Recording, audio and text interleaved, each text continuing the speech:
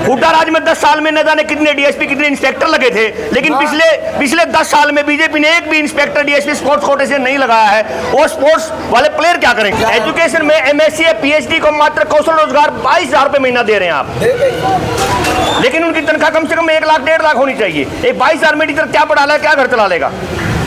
सही है, मगर कोई क्वेश्चन में जावे क्वेश्चन में क्यों? 60 साल तक यहाँ कांग्रेस की सरकार थी, जिस कांग्रेस के तू गीत गावे उन्हें मैं किसी के गीत नहीं गाता। विधायक और यहाँ के मंत्री जी हमारे बीच पहुंच चुके हैं। हमारे बीच पहुंच। गांव के कितने बच्चों को पिछले 10 साल में जॉब मिली है? जॉब तो जी नहीं, एक ना।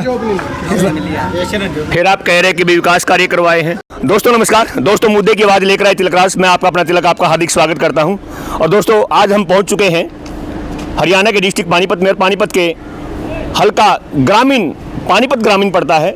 और दोस्तों आप सभी जानते हैं कि इस समय 1 महीने के बाद इलेक्शन है, तो बात इलेक्शन की जाती है, बात मुद्दे की आती है। तो आज मुद्दा है इलेक्शन का, और इसमें बीजेपी से 2 बार के विधायक के साथ एक मंत्रालय भी मिला हुआ है, और अब तीसरी बार फिर टिकट लेकर फिर मैदान में आ चुके हैं। अभी तक कांग्रेस की टिकट डिक्लेयर नहीं हुई है, लेकिन जिनको आप सभी बखूबी जानते हैं, जो कोई परिचय के मोहताज नहीं है, जिनका नाम है महिपाल ढांडा। महिपाल ढांडा 2 बार विधायक बन चुके हैं और तीसरी बार टिकट लेकर आए हैं। आइए आज गाँव की रिपोर्ट लेते हैं, उन्हीं से जानते हैं कि महिपाल ढांडा जी के इस इलेक्शन में जीत किस प्रकार आगे बढ़ रही है, क्या कर रहे हैं। आइए प्लीज। और दोस्तों देखिए, हम यहाँ पर कश्यप चौपाल में पहुँच चुके हैं और यहाँ मिलते हैं कि क्या प्रोग्राम है। प्रधान जी राम राम। राम राम जी। अपना शुभ नाम जी? अशोक जी। आज यहाँ पर क्या प्रोग्राम है? महिपाल डांडा का प्रोग्राम है जी।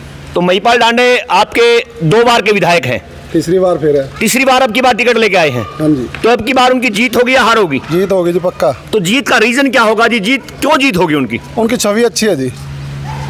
क्या आप उनके कार्यशैली से संतुष्ट हैं? जब ही तो देंगे उनको वोट।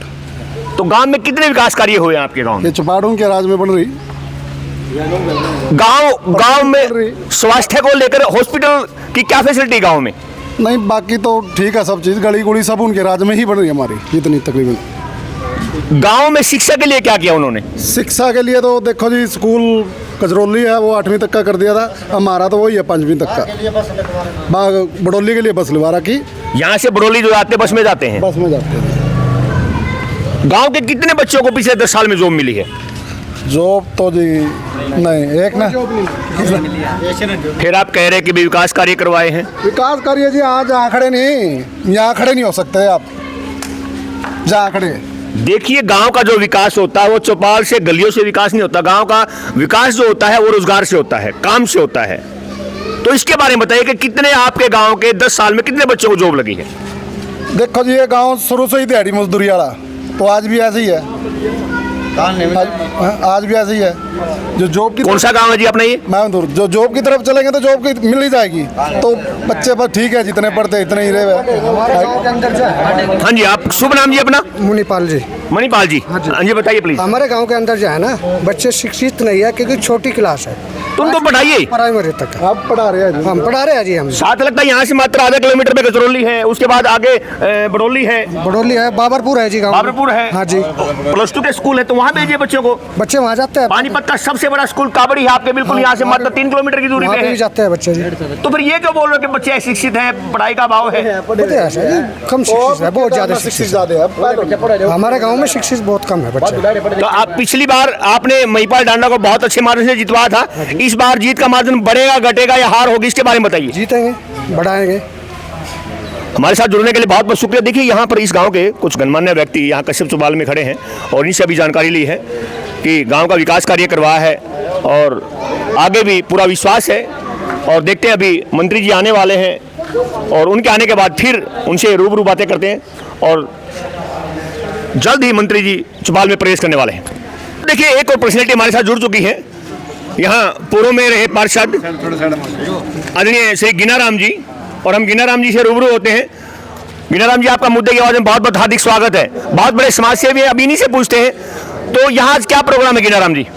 यहाँ हमारे पूर्व पंचायत सहकारिता मंत्री हरियाणा सरकार में रहे महिपाल ढांडा जी 2 बार के विधायक बने, उनका प्रोग्राम है जी। उनका पुरजोर स्वागत करेंगे यहाँ 36 बिरादरी, हमारे 5, 7, 10 गांव, 15 गांव, ये इनके जी जान से उनके साथ है। घीनाराम जी अब तीसरी बार टिकट लेके आए हैं, हाँ जी। तो क्या इस बार इलेक्शन क्या रहेगा इनका? इनका इलेक्शन हमारी तरफ से तो पूरा जोर रहेगा जी जान से, जितना हमारा हल्का है ना, जी जान से इनके साथ। क्या जीत निश्चित है? जीत निश्चित। इस समय हरियाणा में लोग कह रहे कि लहर कांग्रेस की है। ऐसा है जी, जो आज कह रहे हैं ना, वही फिर लहर देखते हुए फिर वो हमारी तरफ ही आ जाते हैं। कांग्रेस में खुद का जूत बजा हुआ, उनका फैसला ही नहीं हो पा रहा टिकट किसको दे। 87 कैंडिडेटों को उन्होंने आश्वासन दिया हुआ है कि भाई आपको भी टिकट, आपकी भी टिकट पक्की है, आपकी भी टिकट पक्की है। जी। तो किस किस को टिकट देंगे? अब वो टिकट देने के लिए लुकते फिर रहे हैं। जी। भाई किसको टिकट दें? हमारे साथ जुड़ने के लिए बहुत बहुत शुक्रिया। देखिए यहाँ के 2 बार के विधायक और यहाँ के मंत्री जी हमारे बीच पहुँच चुके हैं, हमारे बीच पहुँच चुके हैं। मंत्री जी का यहाँ पहुँचने पर बहुत बहुत हार्दिक स्वागत है। टिकट के लिए बहुत बहुत बधाई हो। हाँ बिल्कुल भाई, धन्यवाद। तो अब की बार तीसरी बार आप टिकट लेके आए हैं, तो इलेक्शन का क्या रुझान लग रहा है? रुझान क्या क्लियर है, अपना परिवार है, पानीपत ग्रामीण मेरा परिवार है और ये चुनाव मेरा परिवार खुद लड़ रहा है, तो रुझान की तो बात नहीं रही।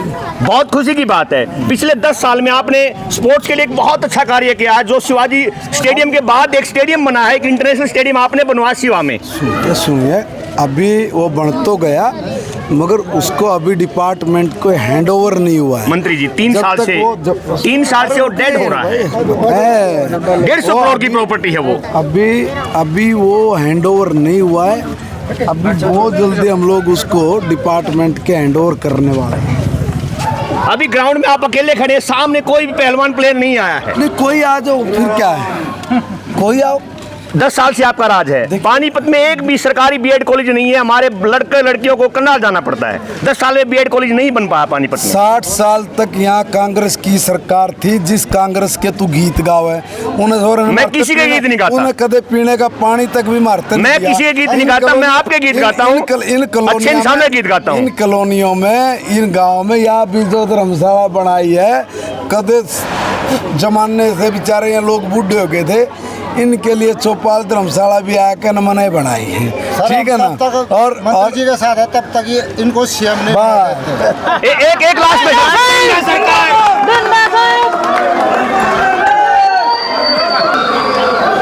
और दोस्तों ये थे मंत्री, यहाँ के 2 बार के विधायक और तीसरी बार टिकट मिली है और मंत्री जी का यहाँ पर बड़े जोर शोर से स्वागत किया गया है और उसके बाद यहाँ पर संबोधन। आइए, मुझे एमआरआई करवाने के लिए मुझे कानपुर जाना पड़ता है। इतना बड़ा हमारे पास हॉस्पिटल है, तो पानीपत में एमआरआई क्यों नहीं हो रही? आपकी जनता इस बात का जवाब मांग रही है। जब मैं यहाँ पे एमएलए बना तो पानीपत का जो सिविल हॉस्पिटल है उसमें कुत्तों ने, गधों ने, सूअरों ने अपना घर बनाया हुआ था। डॉक्टर उसमें बैठ नहीं सकते थे।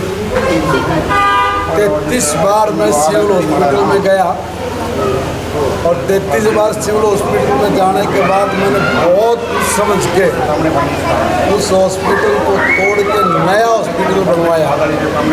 और जब मैं गया था उस दिन 120 डिलीवरी एक महीने में, 120, 150, 160, 70 डिलीवरी होती थी। आज वहाँ पे 1200 से लेकर 1500 डिलीवरी होती है। वहाँ पर एमआरआई के लिए आपने क्वेश्चन किया, एमआरआई के लिए अभी कानपुर और पीजीआई तक और कल्पना चावला में इसमें व्यवस्था है। अभी पानीपत में इस तरह की व्यवस्था नहीं है। कब तक हो जाएगी? अब तक इस तरह की व्यवस्था नहीं है, मगर पानीपत में ही एडी से लेके चौकी तक जो आपने सपने में भी नहीं सोचा होगा, ऐसा एक काम मैंने कर दिया, करूँगा नहीं, कर दिया। वो काम है एम्स हॉस्पिटल का एक रिसर्च सेंटर मैं लेके आ गया। फिर देखना क्या है। एजुकेशन में एमएससी या पीएचडी को मात्र कौशल रोजगार 22,000 रुपए महीना दे रहे हैं आप, दे गई। लेकिन उनकी तनख्वाह कम से कम 1 लाख 1.5 लाख होनी चाहिए। एक 22,000 में टीचर क्या पढ़ा लेगा, क्या घर चला लेगा? तो सही है, मगर कोई कौशल में जावे क्यों? कौशल में क्यों जाना है? उसमें जाए, दूसरे दिन जाए, 1 से 1.5 लाख मिलता है, उसकी तैयारी करे, उसको टेस्ट दे, उसको क्लियर करे। अब तो सरकार कोई उड्डा किर चौटाला की थोड़ी नहीं है, अगर अपने वर्करों को पीछे दे कर लगाएगा। अरे यहाँ तो टेस्ट क्लियर कर, ईमानदारी तो ला के। अरे एक जुत्ती गाठने वाले की छोरी STM लाग रही, एक रिक्शा चलाने वाले की छोरी DSP इंस्पेक्टर लाग रही। इस राज भर का भी राज है कोई? ये कोई चोर ठग बदमाशा का टोल थोड़ी नहीं है। अगर भाई अपने अपने वर्करा के बच्चों को नौकरी लगाएंगे, ये तो भी कहने लग रहे उड्डा तो चौटाला। तो ये कांग्रेस के लोग जितने हैं, ये कांग्रेस वाले क्या बोल रहे हैं?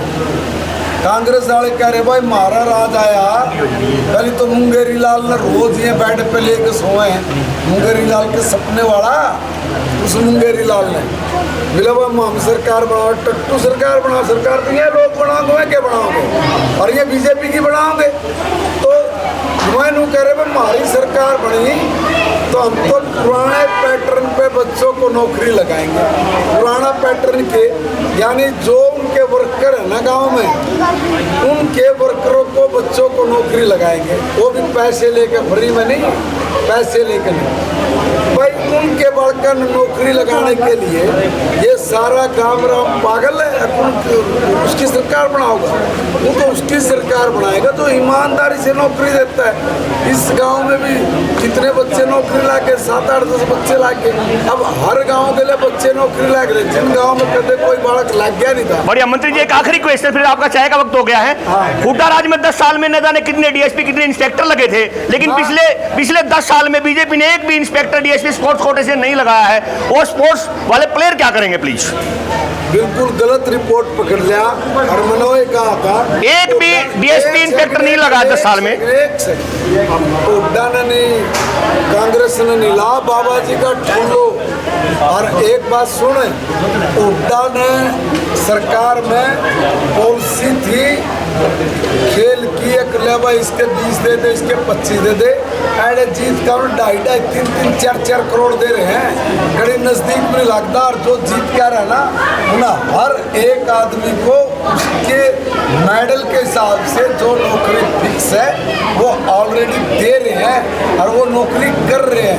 हम 25 लाख रुपए देकर अरे DSP के नाम का झुंझुना दिया कर दे, लाई नहीं थी, हमने लाई है करें। और नाम भी बता दूंगा उसके, कागज चिप तक भी पूरे नहीं, ममता सिंह के, समझा ना? कड़नू कह रहे पिला उन्हें DSP लगा दिया पुराने। आपके बुरशाम गांव के 2 इंस्पेक्टर लगे थे, कोई नहीं लगा। एशियाड खेल के बुरशाम गांव के 2 बच्चे, दोनों इंस्पेक्टर लगे थे। उसके बाद बुरशाम गांव खेल के आया, लेकिन उसको इंस्पेक्टर नहीं लगाया। नहीं, ऐसा नहीं। जो खेल के आने के बाद भी जो बच्चे जिस गेम में खेलेंगे और जो क्राइम एरिया में आएंगे। चलो, हमारे साथ जुड़ने के लिए बहुत बहुत शुक्रिया, बहुत बहुत शुक्रिया हमारे साथ जुड़ने के लिए।